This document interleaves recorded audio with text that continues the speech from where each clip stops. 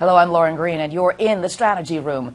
Former New York Governor George Pataki suspended his GOP presidential campaign Tuesday night, and just a few weeks short of the Iowa caucuses and New Hampshire primary. Was Pataki's timing to end his bid strategic? Well, joining us with political analysis are Fox News contributor and radio host Alan Colmes and former Mitt Romney presidential campaign advisor Robert O'Brien. Welcome to you both. Hi.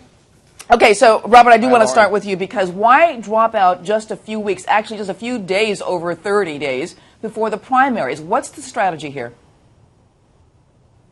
Well, I know Governor Pataki. He's a good man, and you know he just didn't get the traction he needed in this presidential campaign.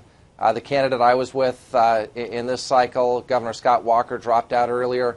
Usually these things happen because, A, there's a lack of money to keep going, to keep the campaign infrastructure going, and many of these men and women do not want to incur campaign debts that they would then be forced to raise money and pay off over time. And then it's just getting traction with the voters, and I think that there was a problem with raising money, and certainly the polls were not kind to Governor Pataki this time around.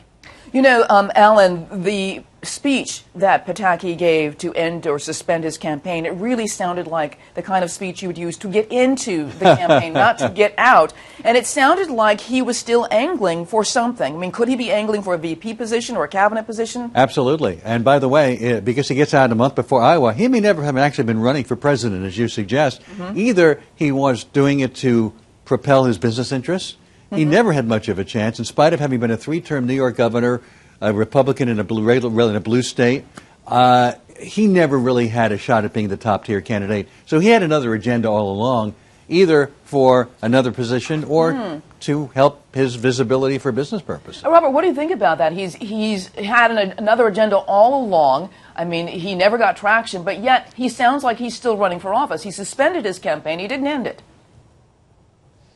Well, listen, I haven't talked to Governor Pataki about either his decision to get in or get out of the race. I highly doubt that he was in the race to advance his business interest. He's a respected lawyer in New York and was a three-term governor, so I don't think he has any problem getting legal business in New York.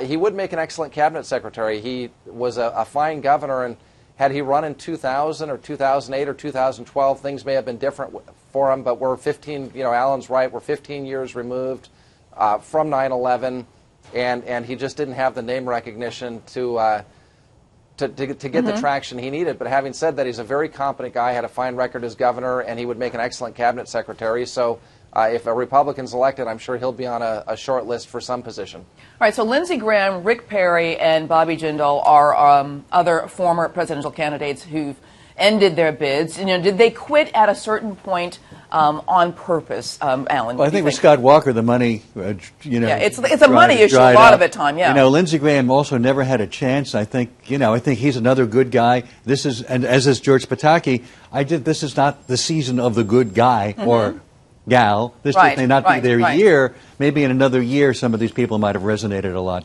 more deeply. Very interesting stuff. So, Robert, what do you think? What could be next? Well, look, there are going to be very few tickets out of.